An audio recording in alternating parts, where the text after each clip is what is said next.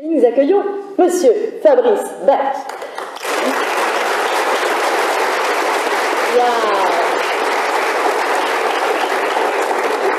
Ah, ça va être chaud comme ça toute la journée? Génial, excellent. Donc Monsieur Bach est psychologue cognitiviste. Il a fondé, alors je ne le sais pas par cœur, donc je lis. Il a fondé à Lyon le premier cabinet français en psychologie cognitive appliquée, qui dirige depuis 14 ans avec 14 collaborateurs. On ne sait pas si c'est fait exprès et si c'est un collaborateur par an. Il est membre du comité scientifique de l'ANPEP, membre du comité d'experts de l'association Précoce, conseiller auprès de l'inspection académique du Rhône pour l'insertion des enfants précoces. Il a beaucoup de titres et je ne vous ai pas encore tout dit. Vous l'aurez compris. Il est spécialiste des HPI. Il a partagé ses réponses pragmatiques aux problèmes spécifiques de la douance dans ses ouvrages « Maman, j'aime pas l'école » et « La précocité dans tous ses états à la recherche de son identité ». Pour M. Bach, le bonheur est une question centrale, une question centrale pour tous bien sûr, mais en particulier pour les HPI. Il vient nous partager sa vision de la construction du bonheur chez les HPI de façon pragmatique et constructive. Nous allons explorer avec lui, d'une part, les moteurs de l'enfant et de l'adulte HPI et leurs doutes. D'autre part, face à ces doutes, pour eux comme pour ceux qui les entourent, les clés de leur épanouissement dans le monde scolaire, monde relationnel, monde professionnel. Merci de l'accueillir aussi chaleureusement tout à l'heure. On y va!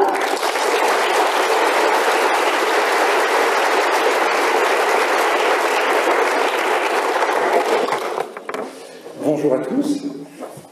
Et à toutes. Merci à Mensa de m'avoir convié aujourd'hui parmi vous pour échanger effectivement sur un thème qui tient extrêmement à cœur depuis des années, pour le pratiquer avec mes patients, puis avec moi-même à l'occasion, c'est pas mal, sur le bonheur. Merci aussi pour la qualité de nos échanges, vraiment, au fil des mois, sur la préparation de cette journée. Lorsque vous m'avez contacté et sollicité à cette journée pour parler effectivement du bonheur, j'étais très enthousiaste sur le coup, et quand je raccrochais le téléphone, je me suis dit, comment je vais faire? Comment je vais m'arrêter?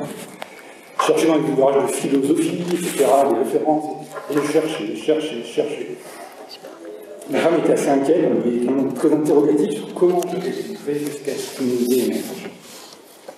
Et cette idée, alors, vous verrez aujourd'hui, et dans mon prochain livre, étant cinéphile avec qui je fais référence à beaucoup d'ouvrages cinématographiques, de livres et de films, et notamment pour commencer cette présentation, j'ai trouvé cette petite chose. Je suppose que pour l'instant tu te sens un peu comme Alice, tombée dans le terrier du lapin blanc. On pourrait dire ça. Je le lis dans ton regard. Tu as le regard d'un homme prêt à croire tout ce qu'il voit parce qu'il s'attend à s'éveiller à tout moment. Et paradoxalement, ce n'est pas tout à fait faux. Crois-tu en la destinée, Néo? Non. Et pourquoi? Parce que je n'aime pas l'idée de ne pas être aux commandes de ma vie. Bien sûr, et je suis fait pour te comprendre. Je vais te dire pourquoi tu es là. Tu es là parce que tu as un savoir que tu ne t'expliques pas, mais qui t'habite. Un savoir que tu as ressenti toute ta vie. Tu sais que le monde ne tourne pas rond sans comprendre pourquoi, mais tu le sais, comme un implant dans ton esprit. De quoi te rendre malade. C'est ce sentiment qui t'a amené jusqu'à moi. Sais-tu exactement de quoi je parle? De la matrice. Est-ce que tu veux également savoir ce qu'elle est? La matrice est universelle. Elle est omniprésente. Elle est avec nous ici, en ce moment même. Tu la vois chaque fois que tu regardes par la fenêtre ou lorsque tu allumes la télévision. Tu ressens sa présence quand tu pars au travail, quand tu vas à l'église ou quand tu paies tes factures. Elle est le monde qu'on superpose à ton regard pour t'empêcher de voir la vérité. Quelle vérité? Le fait que tu es un esclave, Néo. Comme tous les autres, tu es né enchaîné. Le monde est une prison où il n'y a ni espoir, ni saveur, ni odeur. Une prison pour ton esprit.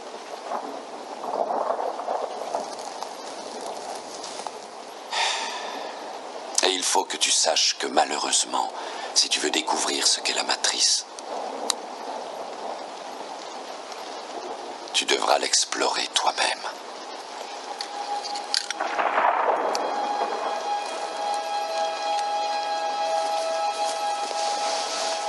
C'est là ta dernière chance. Tu ne pourras plus faire marche arrière. Choisis la pilule bleue et tout s'arrête.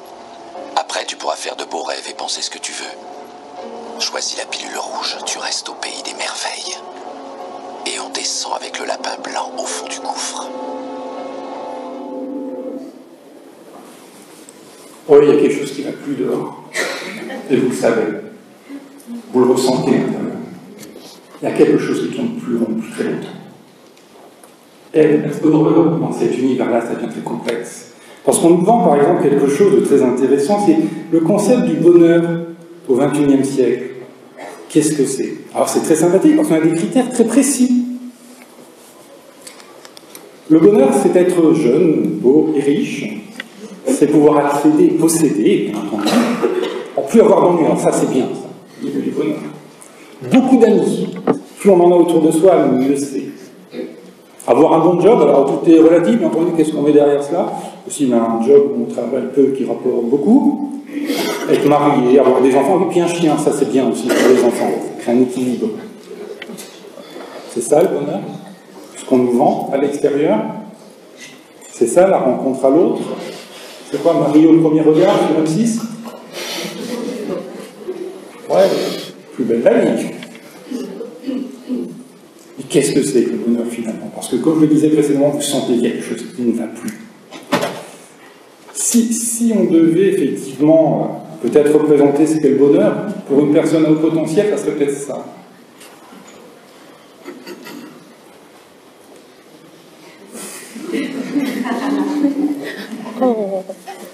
Première étape, c'est comment réussir à s'harmoniser.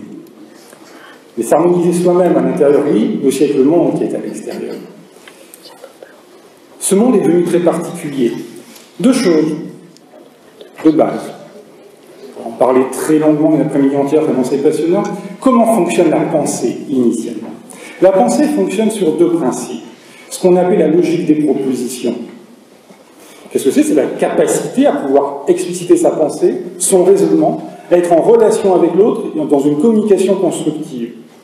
Les fondements de cette logique des propositions, décentration, lien causal conscient, classification, ce qui va générer l'organisation logique de la pensée.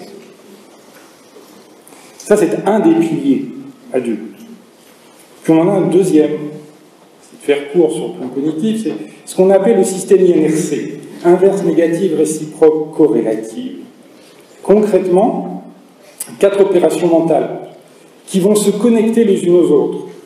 La particularité,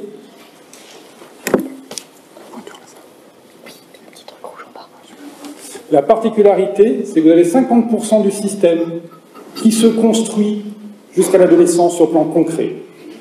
Ces opérations vont se connecter et se reconstruire ensuite jusqu'à 18, 19, 20 ans sur le plan abstrait, l'inverse générant la réciproque, négative corrélative, et l'ensemble va se connecter. Qu'est-ce que cela va générer? La mobilité de la pensée. La capacité à monter, à démonter des raisonnements, et à les construire, à les déconstruire, à les reconstruire. Et il se passe quelque chose dans notre société, puisque ça, on le retrouve effectivement au niveau de ce qu'on appelle les entités cognitives. Première entité, sachant, on est bien d'accord que ces entités ont toujours existé, elles ne sont pas apparues là, c'est ce qu'on appelle les gens structurés. Les gens structurés, c'est ce qu'on a vu précédemment. Ils ont cette logique des propositions, ce système INRC, qui leur permet de s'organiser et de s'adapter d'une façon extrêmement souple. Puis on a une deuxième entité, ce qu'on appelle les pragmatiques. Les pragmatiques, il y a des gens qui soucient. Le système INRC, vous avez 50% du système, les 50% du concret. Les 50% après ne sont jamais reconstruits. Concrètement, comment vous les rencontrez, ces gens-là? Vous savez, vous discutez avec des gens, puis à un moment donné, vous dites, tu as un exemple à me donner? Donne-moi un exemple de ce que tu dis. Si possible, ça fait référence à sa propre vie, ça va beaucoup l'aider. La logique des propositions est parcellaire. Puis on a une troisième entité, ce qu'on appelle les fonctionnalistes. Fonctionnalistes, le souci, c'est que le système INRC n'existe pas. La logique des propositions, elle n'est pas là. Si ces trois entités ont toujours existé, les proportions se sont modifiées. Certes, vous avez correspondent aux proportions qu'on a identifiées dans nos recherches. Alors on a effectivement des zones de recouvrement, fort heureusement. On a des pragmatiques qui sont pratiquement des structures et on en a un certain nombre. Quelques fonctionnalistes qui sont pratiquement des pragmatiques. L'impact est énorme. Par exemple, face à une situation de problème, un structuré va analyser la situation, la démonter, la remonter et trouver la réponse la plus adéquate. Le pragmatique, face à une situation de problème, il va se déresponsabiliser et chercher un fautif. C'est la faute à qui? C'est pas moi, c'est l'autre qui aurait dû. Le fonctionnaliste, lui, rentre dans une victimisation. Alors quand on les écoute, c'est très souvent, c'est « Mon Dieu, pourquoi moi ?» Il y a Dieu qui apparaît souvent dans le discours. « Mon Dieu, pourquoi moi ?» Mais qu'est-ce qui m'arrive? Mais pourquoi moi? Chez les pragmatiques et les fonctionnalistes, la problématique n'est jamais solutionnée. Sur le plan amical, une personne structurée, lorsqu'elle est dans une relation amicale, sait que cette relation est là, vit, on peut ne pas se voir pendant 6 mois, 7 mois, on se rappelle et ça repart. Le lien perdure, on n'a pas besoin d'être là en permanence. Chez un pragmatique, quand vous discutez avec eux, c'est très intéressant. Alors, quand ils vous parlent de leurs amis, ils les définissent en fonction de leur fonction, c'est-à-dire à quoi ils leur servent. Donc Pierre, c'est le copain du sport, Caroline, c'est la copine du cinéma, puis on rigole avec elle.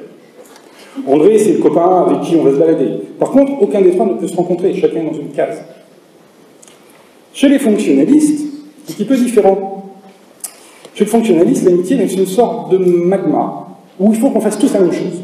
Ça, c'est rassurant, et ça fait du bien. La différence est dangereuse. Chez les structurés, la pensée a accès à la spiritualité. La spiritualité est une capacité à s'envisager et à raisonner sur sa place dans le monde, l'univers, etc. La spiritualité n'est pas qu'un accès à la religion, attention. Chez les pragmatiques, c'est un peu différent. Eux, ils ont accès à des croyances. Alors, la croyance, c'est intéressant parce qu'elle est mobile. Elle peut changer. Tout va dépendre du référent qui va amener la croyance. Vous allez chez les fonctionnalistes, ce sont des dogmes qui sont posés tels quels et qui ne changent pas. Et le dogme n'est jamais remis en cause. Sur le plan des vacances, si c'est amusant. Vous partez en Grèce, par exemple. Vous revenez, vous en parlez à des amis, vous allez parler du pays, de la culture, de l'économie, ce que vous avez vu. Un pragmatique part en Grèce, quand il revient, c'est très intéressant. La phrase qu'il emploie systématiquement, c'est « j'ai fait la Grèce ». Et donc vous discutez avec lui, et là il commence à vous expliquer, donc lundi ils sont levés à 7h. 7h parce qu'ils prennent le bus pour aller à 8h au Parthénon. Donc ils ont commencé à déjeuner, c'était un peu là. Ensuite ils ont pris le bus, ils sont arrivés au Parthénon. Qu'est-ce qu'il y avait comme genre? Donc ils ont descendu ce bus, ils sont descendus ce bus, et là vous vous dites, et il m'a dit au début qu'il était parti pendant 15 jours. Ça va être long. Mon Dieu. Ce qui est fascinant d'ailleurs, il se parle lui-même pragmatique, parce qu'au moment où vous décrochez, mais lui continue à parler. Attention à la question quand il vous fait « Hein, qu'est-ce que t'en penses ?» Évitez de lui dire « Tu peux revenir à... » parce qu'il est très content de revenir au point de départ. Le fonctionnaliste, c'est différent. Lui, il va vous dire « J'ai vu la Grèce ». Les fonctionnalistes, par exemple, adorent les photos. Ils ont plein de photos. Et ils sont sur les photos. C'est pour montrer qu'ils sont en Grèce. Ces trois entités sont là. Alors effectivement, le fait qu'elles existent, ce n'est pas forcément problématique, puisque ces trois entités ont besoin les unes des autres pour exister. Les rapports de proportionnalité se sont renversés, et le véritable problème, c'est quand vous prenez un structuré, que vous mettez dans un monde de fonctionnalistes. Et voilà ce que ça donne. Cette fois, il allait agir. Pour la dernière fois, je vous répète qu'irriguer les sols avec du brando, ça détruit les récoltes. Mais les plantes ont besoin de brando, c'est plein d'électrolytes. Attends une minute. Ce que tu es en train de dire, c'est que tu aimerais qu'on mette de la flotte sur toutes les semences. Tout à fait. De l'eau? Comme dans les toilettes? Non, elle ne doit pas obligatoirement venir des toilettes, mais oui, c'est ça l'idée. Mais Brando, il n'y a pas mieux pour les récoltes. C'est plein d'électrolytes. D'accord, écoutez. Les plantes ne poussent pas. Alors je suis certain que le problème vient de Brando. Je ne suis pas botaniste, mais ce que je sais, c'est que si vous mettez de l'eau sur une plante, elle va pousser. Bah moi j'ai jamais vu aucune plante pousser dans les toilettes. Hé, c'est drôle. T'es sûr que c'est pas toi le plus intelligent du monde? Une seconde. Vous voulez résoudre ce problème et je veux la grâce présidentielle. Alors pourquoi on n'essayerait pas avec de l'eau et oublier de quoi les plantes ont besoin? Les plantes ont besoin de Brando, c'est évident. Ils sont débiles. Ouais, c'est plein d'électrolytes. C'est quoi les électrolytes? Vous le savez ou non? C'est le produit avec lequel on fait du Brando. Oui, mais pourquoi ils utilisent ça pour faire du Brando? Parce que Brando est plein d'électrolytes. Et ça, je le lis au quotidien. Un des patients m'a raconté dernièrement qu'il va à la FNAC, et puis un écran derrière, et donc le film Bohemian Rhapsody était sorti, et la FNAC, donc à Lyon, allait faire une rediffusion du concert de Wembley. Puis il voit ça, puis il y a le technicien, oh, c'est super, vous allez diffuser un concert de Queen. Ah oui, c'est une rediffusion. Oui, une rediffusion, oui. Oui. Ah, mais ils ne seront pas là. Non. Oui, mais le chanteur est mort. Ah oui, c'est une rediffusion. Et là, il est arrivé à la conversation. Je suis là, je suis vexé votre garde parce que je crois qu'il y a un souci, la dame. Une autre situation. Un des patients qui, à un moment donné, donc, est en déplacement et doit louer une voiture. Il loue sa voiture, il part, au bout d'un quart d'heure, il roule et il entend un drôle de bruit dans le moteur. Il est un petit peu surpris, le bruit s'accentue. Donc, il cherche, à un moment donné, il est dans un garage, il s'arrête, le garagiste dit « Ah non, attendez, c'est une voiture de location, moi, j'y touche pas, il faut passer par le couloir de voiture. » Ah, d'accord, donc il cherche sur son téléphone, son smartphone, société la plus proche, il en trouve une, il arrive. Bonjour, bonjour, oui, j'ai un souci. Autant le temps passe, monsieur, j'avais rendez-vous à 9h, il est déjà 10h. Et donc, le temps passe, ça va pas. Et le gars dit, oui, mais moi, on ne peut pas prendre votre voiture, il faut retourner là, puisque disons, il y a un souci, où vous l'avez loué. Mais il y a un problème quand même, si je tombe rap, ah oui, mais moi, je ne peux rien faire. Dans sa voiture, il retourne au point de départ, il arrive, bonjour, bonjour, c'est pas cette personne. Vous êtes content de votre location? Pas vraiment, je vous la ramène, sinon il y a un souci, il comprend qu'en fait, ils m'ont donné la mauvaise voiture. La voiture doit partir en réparation, on lui voiture qu'il a fait réparer. Et la personne qui lui fait, vous avez fait le plein de la voiture avant de la ramener? Et puis, elle applique son protocole, c'est tout. Elle ne peut pas réparer une voiture qui n'a pas le plein. Oui, mais il y a un problème dans le moteur, c'est pas marqué dans le protocole. Et la particularité des fonctionnalistes, c'est qu'ils sont sur ces rails. Et là, ça devient compliqué d'évoluer dans ce monde. Un des éléments qui peut aussi freiner et gêner au niveau du développement de ce concept, de cette notion du bonheur, c'est l'hésitation. Le petit à haut potentiel, à 3-4 ans, découvre qu'il est dans un monde extraordinaire. Et dans ce monde, qui est aussi plein de dangers, la meilleure façon qu'il a de se rassurer, c'est de le comprendre. Et d'en comprendre les règles de fonctionnement, toutes les questions qui apparaissent très très vite. Et il découvre qu'il y a quelque chose de génial qui s'appelle la vérité. Il y a une vérité sur ce monde. Et donc, à 4 ans, 5 ans, 6 ans, il construit ce monde. Puis, à 6, 7, 8 ans, il se dit qu'effectivement, il y a aussi un truc très sympathique, c'est cette vérité, elle existe aussi sur les gens. Et là, il découvre ça.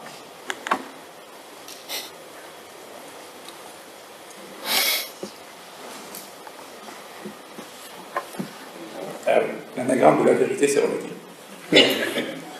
Et là, ça pose un souci. C'est-à-dire qu'il y en a qui mentent, qui font n'importe quoi, qui agressent. Pourquoi? Et apparaît quelque chose à ce moment-là, c'est le doute. Puisque finalement, cette vérité qui existe sur le monde physique, est-ce qu'elle existe dans le monde dans lequel je vis? Pas aussi sûr que ça. Deuxième élément. Alors oui, une de mes patientes, il y a quelque temps, écrit un ouvrage, je me suis permis de reprendre cette expression, elle parle de tout le monde contrôlé tout seul.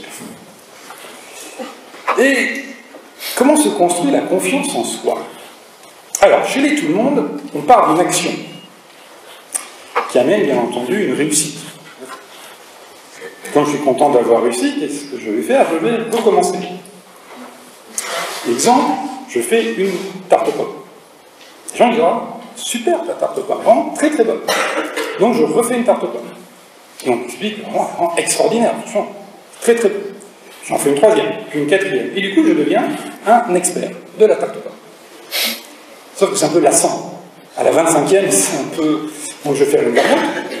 Je vais faire une tarte à l'abricot. Ça, c'est chez tout le monde. Maintenant, chez d'autres personnes, ça se passe différemment. Il y a effectivement une action au départ qui amène une réussite. Jusque-là. Si ce n'est que comme la pensée n'aime pas ou n'apprécie pas forcément la répétition, il va y avoir une deuxième action différente qui va amener elle-même une réussite. Le problème, c'est que cette réussite-là va écraser la précédente. À cause de quoi? De la relativité.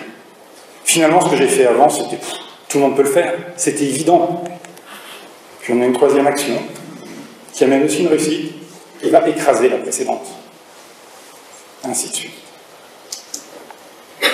Construire sa confiance sur ce modèle, ça devient très complexe, mais il y a une porte de sortie. La porte de sortie sont les points d'ancrage positifs. Ce qu'on travaille avec nos patients, c'est remettre en perspective le filigrane de sa vie avec tout ce qu'on a pu faire, sans relativité du jugement et en s'appropriant ses réussites. Ces points d'ancrage positifs vont aussi amener autre chose, des axes directeurs dans la vie. Les axes directeurs de vie, on en a deux. Dans la vie personnelle et professionnelle, deux piliers. Dans la vie personnelle, qu'est-ce qu'on va retrouver? Identifier son identité individuelle, qui je suis, ses désirs, ses passions, sa philosophie de vie, sa sexualité, sa vie de couple. Au niveau professionnel, connaître ses aspirations, savoir être et ne pas paraître, faire du stratégique, j'y reviens, et se réaliser. Ces deux piliers. Et Dieu sait que ces deux piliers sont fréquemment mis à mal. Si on prend par exemple, on va commencer par le registre personnel, la rencontre amoureuse. La rencontre se fait en 3 temps. Le premier temps, très basique, c'est une rencontre physique. Anciennement, on va aller vers quelqu'un qui va nous attirer, en fonction des représentations qui nous sont construites, et à notre enfance, tout à d'autres. Puis il y a une deuxième rencontre, qui est une rencontre humaine. On commence à rentrer dans la relation à l'autre, on est fasciné par son univers, par qui il est, par ses idées, sachant qu'on part d'un principe, c'est que la fascination est réciproque. Pour enfin aboutir à une rencontre sensuelle intime, on franchit une étape à un moment donné au niveau de l'intimité, de la sexualité, et si là ça se passe bien, on va commencer à se dire, tiens, quelqu'un d'intéressant. Ça, c'est tel que c'est censé fonctionner. Quelques années de cela, je discutais avec une de mes patientes, à haut potentiel, et on n'a jamais parlé de ce schéma. Et on arrive, donc sa vie de couple, c'est une catastrophe abominable. Je suspecte que son mari est visiblement pervers narcissique, que les enfants, ça ne va pas. Et on discute, et puis, quand vous étiez adolescente, ça se passait comment? Et là, elle me dit la chose suivante. Ah, monsieur, quand j'étais ado, j'avais 3 copains. J'en avais un, qu'est-ce qu'il était beau! Un Apollon. Le deuxième, je pouvais passer des heures avec lui à discuter tout, parler des planètes, la nature, le monde, et il savait tellement de choses. Le troisième, je me éclatais un peu, c'est vrai que là. Alors, les 2 premiers auraient bien aimé rejoindre le troisième, mais non, quand même, chacun à sa place. Non, non. En conclusion, elle n'a pas trouvé quelqu'un qui avait les 3 caractéristiques, elle s'est mariée avec quelqu'un qui n'avait aucun des 3. 15 ans d'échec de vie. Ça va aboutir à une situation cataclysmique. C'est troublant. Cette rencontre amoureuse, elle est importante. Puisque si elle se vit bien, ça permet d'éviter cela.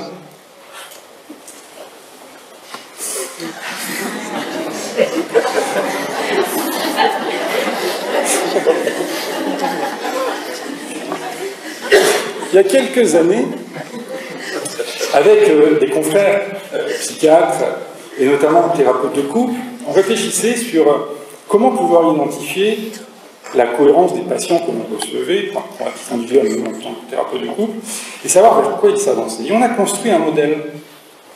La particularité du modèle qu'on a construit, donc nous, quand on l'utilise, en 10 minutes, on peut savoir si en face de nous, où on va avoir effectivement un couple qu'on va aider à se reconstruire, où malheureusement, le patient ne sait pas encore, mais on va les aider à se séparer, si possible, dans de bonnes conditions. Et je me suis rendu compte qu'en donnant ce schéma à mes patients, depuis maintenant quelques années, ils ont un système d'autorégulation permanent chez les structures. Ils peuvent savoir systématiquement en temps réel où on est leur couple et faire les ajustements par eux-mêmes. À la base, qu'est-ce qu'on va avoir?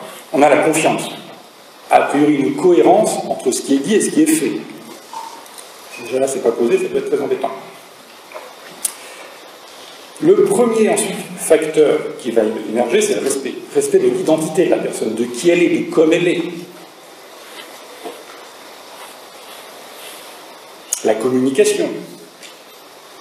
Un jour, une patiente me disait qu'avec son conjoint, elle avait une communication piquante. Il faut qu'elle me définisse ce que c'est. La communication est sereine, fiable. Alors, à savoir que vous prenez deux structures ensemble, lorsqu'ils communiquent, à certains moments, c'est très intense. Intense. Et quand les frictions se font, c'est pas que des petites étincelles. La particularité étant que chez les personnes potentielles, ce qu'on a identifié, c'est que quand il y a une friction, je pense que certains d'entre vous l'ont vécu, au bout de 2 minutes, vous êtes déjà dans votre appartement, seul, divorcé, séparé. Ça va très vite. Et là, les patients me disent, je vais être un petit peu, je vais être très bien dans ma tête, parce que quand même, pour en arriver à penser ça, ça veut dire que je l'aime pas. Je dis non, c'est pas que vous l'aimez pas, ça n'a rien à voir. C'est simplement que vous inoculez un vaccin. Un vaccin contre la douleur, si jamais ça se produisait. Et effectivement, ce qu'on retrouve dans cette communication, la nécessité de pouvoir avoir une communication sereine, paisible, qui n'empêche pas les frictions. Le conflit dans un couple, c'est très cohérent. Maintenant, tout dépend de ce qui provient. Exemple basique, monsieur se lève le matin, madame se lève, hey, tu pourrais ranger tes chaussettes, c'est bon, oh là là, ça va, question. Mais non, on range tes chaussettes, on parle des chaussettes. Okay. Puis il y a d'autres formes de conflits. On range tes chaussettes. Oh, c'est bon, tu vas prendre la tête. Ici, range tes chaussettes. Mais quoi, tu prends. Attends, t'es comme ta mère, c'est pas possible de ranger tout chez toi. Comme ta mère, il faut voir chez tes parents. Et là, c'est parti. Et on vient alimenter. L'objectif, en conclusion, c'est quoi? Pour reprendre l'expression de mes patients, c'est de scuder l'autre. Vous savez, le scud. Le missile à tête chercheuse ciblée. Et on va toucher. Pourquoi? Pour peu de choses. Tout ça pour dire, la vie de couple des personnes à haut potentiel, lorsqu'elles sont ensemble, est effectivement parfois volcanique, mais elle est très, très productrice. Troisième critère, l'attention. L'attention portée à l'autre. Et sur les détails de la vie. Alors l'attention est souvent là au début. Puis elle tente à s'éteindre tout doucement. Et combien de mes patientes m'ont expliqué au fil des années, plus chez les femmes d'ailleurs, le fait d'être devenu comme une ombre vis-à-vis de leur conjoint. Faire attention à une coupe de cheveux, tiens, tu as changé ta paire de chaussures, elle est jolie, tiens, tu as une jolie robe. Ces petits mots qui montrent qu'on existe pour l'autre. Puis on se rend compte que c'est compliqué, tout ça. Puisque, par exemple, certaines de mes patientes qui reçoivent un bouquet de fleurs à la Saint-Valentin.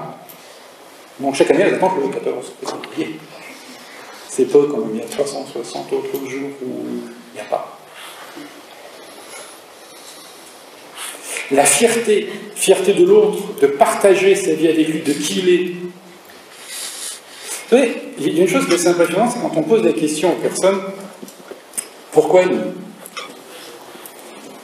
Alors, si on prend nos trois entités, chez les fonctionnalistes, ils ne savent pas. Parce que, d'ailleurs, généralement, ils disent, c'est bizarre votre question. Ben, parce que, vous savez quoi? Ben, c'est elle. Mais pourquoi elle? Bah, parce qu'on s'est rencontrés, qu'elle ne plus. Mais pourquoi je sais plus? Chez le pragmatique, c'est très intéressant quand on lui posait la question, c'est ah ben parce qu'on aime bien faire du sport ensemble, parce qu'on aime partir au même endroit. On adore les mêmes films, on aime la même cuisine. Donc il faut lui par le détail de caractéristiques identiques à l'autre. Chez le structuré, on a parfois des réponses surprenantes. Pourquoi lui? Parce que ça ne peut pas être quelqu'un d'autre. Comme ça, je le sais. Je le ressens au fond de moi. Un jour, un de mes patients a dit quelque chose, et à son ami, j'espère qu'elle était bien assise à ce moment-là, il dit, pourquoi moi? Et lui répond, parce que tu étais en moi depuis des années, et tu es sorti de mon imaginaire. J'ai pris des notes. La femme me dit, oh, qu'est-ce que tu es romantique? Oui, oui, aussi.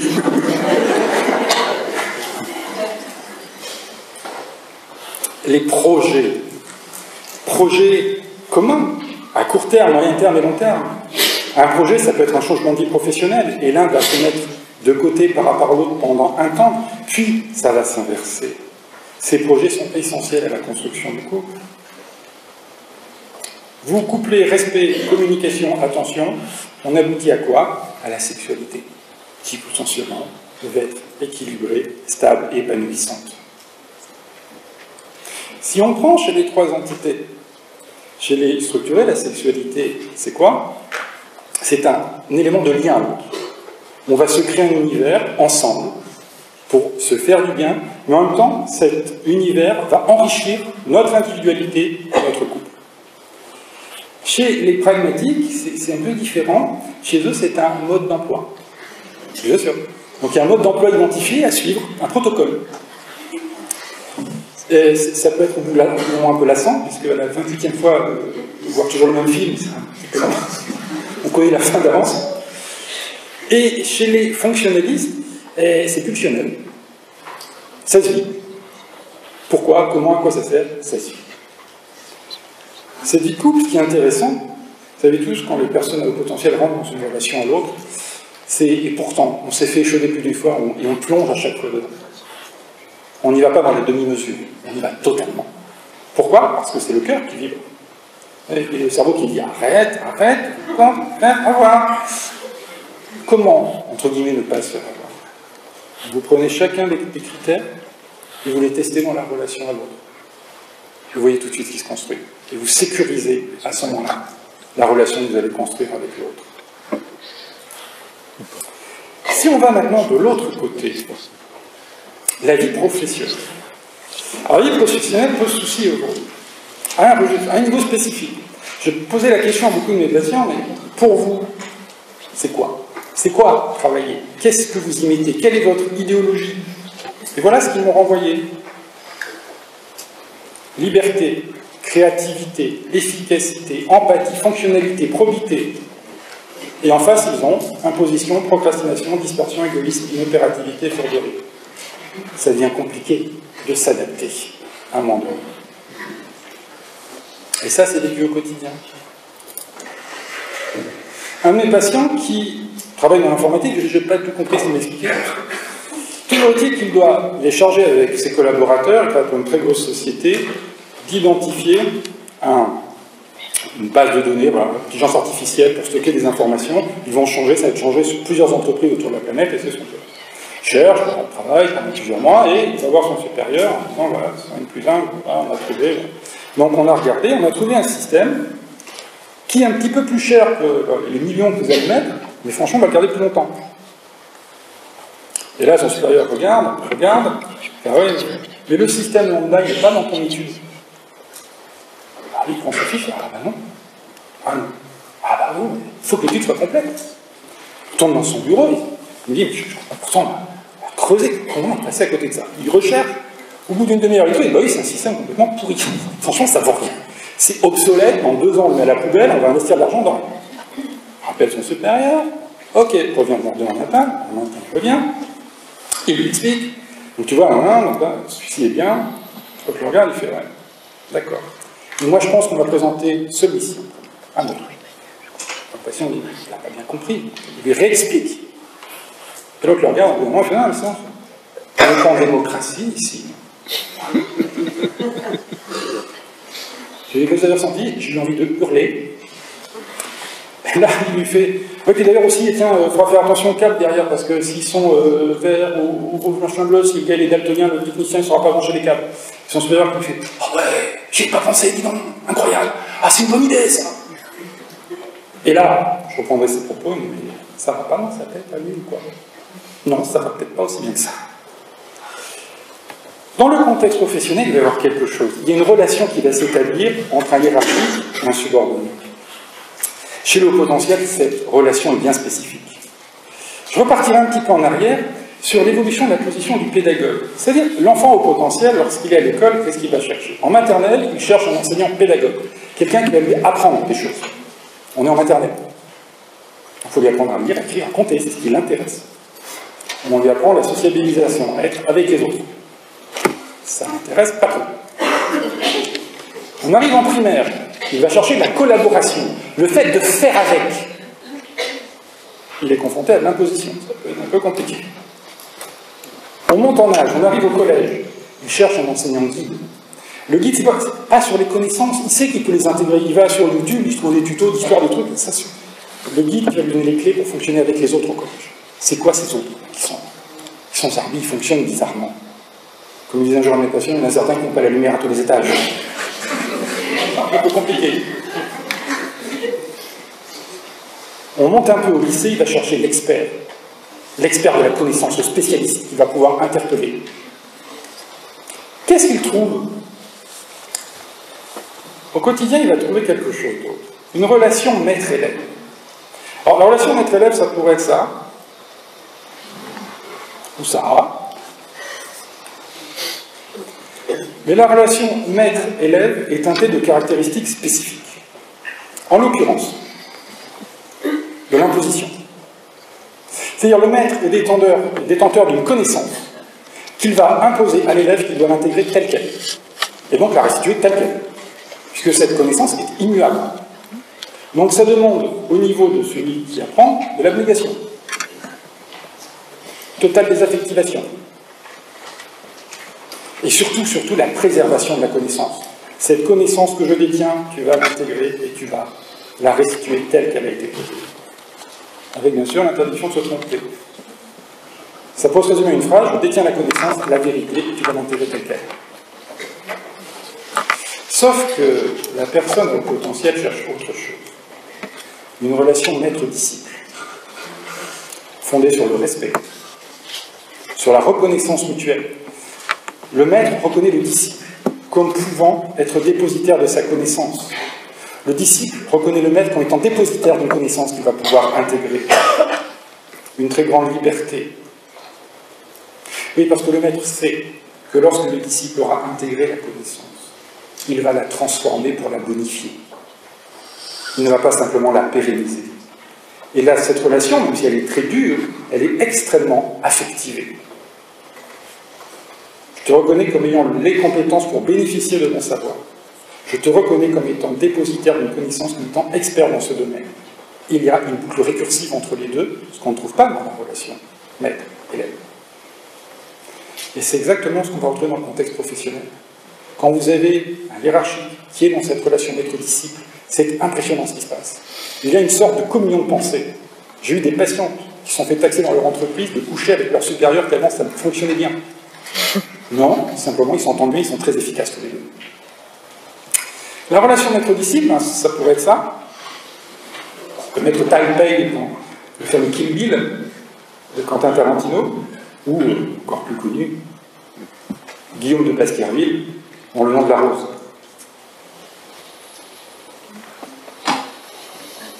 Au niveau professionnel, là aussi, comment se réaliser? Il y a des caractéristiques qui appartiennent aux personnes à haut potentiel. Premier élément, tant qu'à faire, s'il faut faire quelque chose qui est fun, c'est plutôt sympa. La créativité, l'envie, la nécessité de moduler dans sa pensée les informations qui sont données, de trouver en permanence des choses différentes. L'altruisme,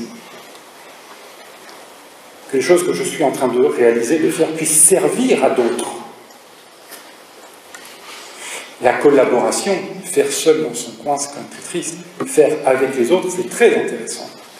Le souci qui peut se présenter, c'est lorsque, chez certaines personnes à haut potentiel, vous couplez altruisme et collaboration. C'est-à-dire concrètement, certains d'entre vous ont peut-être vécu, vous avez un scanner affectif, vous cherchez un collaborateur, vous recevez une personne, vous allez tout de suite identifier le potentiel qu'elle a. Et c'est très rapide. Oui, le potentiel qu'elle a. Et si elle ne l'exploite pas? Et là, ça peut devenir compliqué. Vous couplez fun, créativité, altruisme, collaboration, il se passe quelque chose d'assez surprenant. Là, on commence à bien gagner sa vie. On va dire très bien gagner sa vie. Il y a des années de ça, j'avais une patiente qui elle travaillait dans un service après-vente au niveau des laveurs de vitres. Et les gars qui montent sur les tours, les alpinistes là, qui lavent. Et on avait ras-le-bol. Il dit par exemple, vous savez, monsieur, le patron, il est adorable, une gentillesse absolue. La comptable a des gros problèmes de vie. Elle arrive un matin, elle est ivre. Mais il est gentil, il veut la garder. Sauf que toutes les factures qu'elle sort sont fausses. Donc moi, je dois les revoir. Et un jour, elle est très énervée, elle me dit, ras-le-bol aujourd'hui, qu'est-ce qui s'est passé? Le matin, donc, il y a une équipe qui part, intervenir à 9h. À 9h45, elle reçoit un coup de fil d'un gars qui dit, alors votre équipe, elle est où? Elle n'est pas là. Ils sont partis. Elle les appelle, ils s'étaient trompés de tour, ils étaient sur la tour en face. Et on travaille sur quoi faire.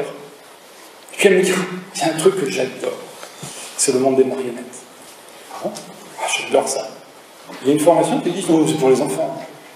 Puis elle cherche, elle trouve un stage dans un week-end, puis elle y va. Elle revient, elle est enchantée, émerveillée. Elle fait les scénarios, les poupées à faire, les idées qu'elle a, etc. Une formation officielle à faire. Oui, elle l'a trouvée. Et elle l'a fait. Donc elle passe à 70% de temps, et puis à côté elle fait cette formation. Puis un jour elle a son diplôme de marionnettiste. Puis elle est très contente parce qu'elle fait des spectacles pour ses petits cousins. Voilà. Tu ne peux pas en faire quelque chose. C'est juste pour s'amuser. Et je la pousse à s'inscrire au Festival d'Avignon. Puis elle y va, elle trouve une petite salle, donc elle apprend. Elle fait son spectacle. À la fin, il y a quelqu'un qui va voir, vous voudriez faire ça chez moi? Je trouve ça super ce que vous faites, hyper original, etc.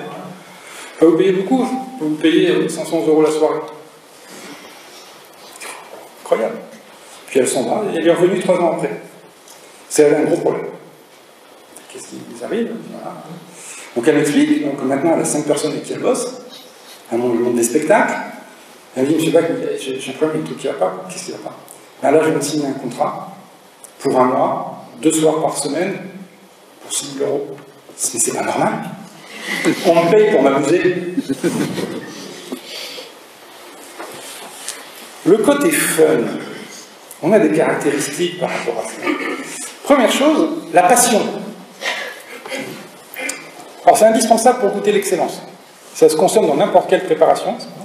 C'est déconseillé aux enfants par arrêté du système scolaire. Vous pouvez rajouter la créativité, on en parle à l'instant. C'est un produit de luxe, hein, c'est label rouge, c'est pas mal. Hein. Il n'y a pas de date limite de consommation, substance considérée comme illicite dans certaines situations. Et la curiosité, produit inépuisable, ça lie parfaitement aux 2 autres. Hein. Attention, l'utilisation est réglementée et en cas d'excès, il y a des risques de débordement. Lorsque on va plus avant, il y a quelque chose, tous ces éléments, c'est très sympathique de les avoir, c'est aussi comment les harmoniser. Et apparaît la position du guide. À un moment donné, des personnes qui peuvent être sur votre chemin de vie, pour faire quoi? Pour tout d'abord harmoniser l'équilibre intérieur des axes de vie. Tous ces ingrédients, on les a, il faut savoir les mélanger de la bonne façon. Aider à faire du stratégique pour se préserver des attaques de la société. Le guide va vous aider à ça. Et un élément central, qu'est-ce qui va positionner quelqu'un en tant que guide? C'est la qualité de la communication. La clé est là. Et des guides, on en a. On a des guides très intéressants. Les guides, par exemple, le guide dit des choses assez surprenantes, du style, il doit avoir l'engagement le plus profond, l'esprit le plus sérieux. Celui-ci, depuis très longtemps, je l'observe, et toute sa vie, il a regardé vers l'avenir, vers l'horizon. Jamais l'esprit l'a limité à ce qu'il faisait. Ce guide a dit aussi quelque chose de très intéressant. À vos intuitions, vous fiez, il faut. Bah oui. On en rêve aussi. On a d'autres guides qui disent des choses intéressantes. L'anonymat est la première défense face à l'hostilité du monde. Joli contraire. La plupart des gens sont condamnés à ne jamais rien voir au-delà de ce que leurs yeux leur disent. Chez les fonctionnalistes, oui, on peut comprendre. Le guide qui a dit ça, professeur Xavier des X-Men, bien sûr. Les enfants adorent les X-Men. Les ados adorent les X-Men. Ils ont tous des compétences spécifiques, différentes des autres. Ils vont agir pour le bien des autres, mais ils ne savent pas comment faire. Ils vont trouver un guide qui va les aider à harmoniser cela. Ce guide va aussi aider à faire du stratégique. Alors, qu'est-ce que c'est que le stratégique? J'en ai trouvé une définition. plein de choses partout, sur Internet, sur... Le stratégique, c'est improviser, s'adapter et dominer la situation. Cette définition, où est-ce que je l'ai trouvée? C'est le sergent Highway, joué par Clint Eastwood dans Le Maître de guerre. Ah oui, improviser, s'adapter et dominer. C'est quoi faire du stratégique? Attention par rapport à la manipulation. Distinction centrale. La manipulation, c'est quoi? Utiliser et détourner certaines règles et normes sociales, collaboration, réciprocité, empathie, confiance, pour obtenir des bénéfices personnels à court terme d'un autre qui devient un moyen. Le pervers narcissique là-dedans il nage totalement. Le stratégique, c'est différent. C'est un art de mettre en œuvre un plan d'action coordonné pour atteindre un but défini à long terme. Exemple de stratégie, qu'est-ce que ça peut être? Vous avez un projet à présenter. Combien de fois ça peut nous arriver? Par exemple, vous voulez acheter votre nouvelle voiture, vous allez voir votre banquier. S'il est structuré, il va falloir lui parler de vous, de l'idée que vous avez eue. Comment est-ce que vous allez développer cette idée? Il veut comprendre qui vous êtes.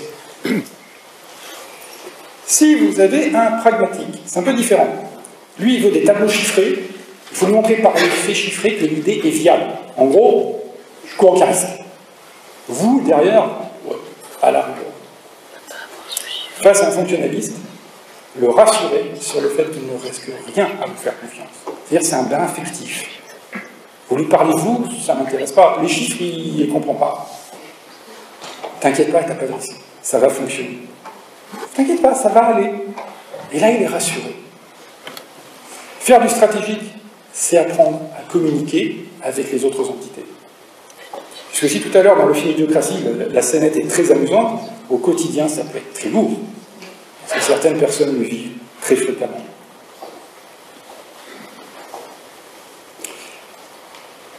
Chez les guides, on a parfois une phrase qui est très intéressante, je trouve génial, c'est savoir et apprécier qui l'on est. C'est joli comme phrase. Sauf qu'on ne vous dit jamais qui vous êtes. Bien sûr, c'est à vous de trouver. Et c'est là où on commence l'errance dans le désert. De temps en temps, on oisisse. Qu'est-ce qu'une personne au potentiel est et comment elle peut se réaliser? 3 caractéristiques. Les personnes au potentiel sont des aventuriers, des vrais aventuriers. Pourquoi? Parce que leur pensée s'adapte naturellement à la nouveauté en permanence. Ces découvreurs qui partaient au XIVe, XVe siècle sur leur goélette, ils allaient quoi? Chercher de l'or? Non, ils allaient vivre une aventure. Au quotidien, il fallait s'adapter à quelque chose de nouveau. Ils revenaient 5-6 ans après. Ils étaient riches de ce qu'ils avaient réussi à faire. Ils repartaient pour une nouvelle expédition pour repartir. Attention à la suradaptation. La suradaptation, elle est négative. La différence entre adaptation et suradaptation, l'adaptation provoque un plaisir, la suradaptation va générer une souffrance, et à très long terme. Mon prochain livre, qui s'intitule « Vivre enfin et ne plus survivre », et le haut potentiel réalisé, en sous-titre, il fait cette distinction. Parce qu'il existe quelque chose dont on parle peu, le stress post-traumatique de suradaptation. Concrètement, qu'est-ce que c'est? Vous avez un facteur anxiogène, par exemple professionnel, vous en sortez, enfin, c'est apaisé, vous êtes dehors, il fait beau, assis sur un banc, et vous ne vous sentez pas. On ne comprend pas pourquoi. Qu'est-ce qui m'arrive à ce moment-là? C'est le cerveau qui ne se regarde pas, sur le plan neurophysiologique. Et la suradaptation peut avoir des effets à très long terme. La suradaptation ponctuelle, on l'a vu tous. Dans la durée, quand ça se mesure en mois, en années, les destructions intérieures peuvent être très fortes. Alors que l'élément central, c'est ce côté aventurier qu'ont les personnes au potentiel. Pour moi, les personnes au potentiel sont des philosophes. Des vrais philosophes du XXIe siècle. Pas ceux qu'on a vus régulièrement défiler à la télé, là, de temps en temps, plein de choses. Des bons pragmatiques pour certains. Je ne sais pas dans quoi vous placez Bernard-Henri Lévy. Au revoir. Pourquoi des philosophes? Parce que vous faites de la dialectique. Le plaisir que vous avez à communiquer avec quelqu'un, échanger avec lui, pas pour le convaincre, pas pour qu'il soit d'accord avec vous, juste pour échanger, pour prendre ses idées, voir si elles sont en phase avec les vôtres, et lui renvoyer, et sortir de l'échange, en étant grandi. Sauf que bien souvent, c'est de la communication. On va imposer, il faut être d'accord pour nous expliquer que le consensus était génial, il fallait absolument le vivre, et on ne communique plus véritablement. La troisième caractéristique, alors pour moi, la troisième fait bondir beaucoup de mes patients, quand je leur explique, c'est que vous êtes des leaders. Des vrais leaders. Pas ceux qu'on nous a vendus là dernièrement. On a plein de leaders depuis quelques années à la télé, etc. Le leader, c'est quoi? Le leader, il a une vision d'avenir. Il ressent quelque chose, il sait que c'est ça. Le leader est quelqu'un qui va écouter énormément, qui va pouvoir identifier les compétences des uns des autres et les mettre en collaboration pour produire quelque chose. Le leader, c'est pas celui qui fait, c'est celui qui élabore et qui pense. C'est pas un manager. Le manager, il a des objectifs concrets, il y a des moyens coercitifs pour y arriver. Et vous prenez une personne à haut potentiel qui potentiellement est un leader, vous la mettez en position de manager, il va souffrir beaucoup. Il ne va pas s'en rendre compte tout de suite, mais dans la durée. Le guide est là pour vous aider à harmoniser tous ces éléments, les uns avec les autres. Et le guide, c'est celui qui un jour peut peut-être vous dire ça. Jeune Padawan, tu as été, le côté sombre de la force, le doute, la peur, la solitude, combattu, tu as. Maintenant, Chevalier Jedi, tu es. En toi, plus de peur, il n'y a, car le pouvoir de te réaliser, tu possèdes. Va, vis et deviens. On pourrait disserter encore pendant un certain temps tous ces éléments. Hop. Juste, une petite chose pour vous. Pilule rouge. Ah non. Pilule bleue. C'est bien ménage. Vous choisissez si vous voulez suivre le lapin au fond du terrier. Merci pour votre attention.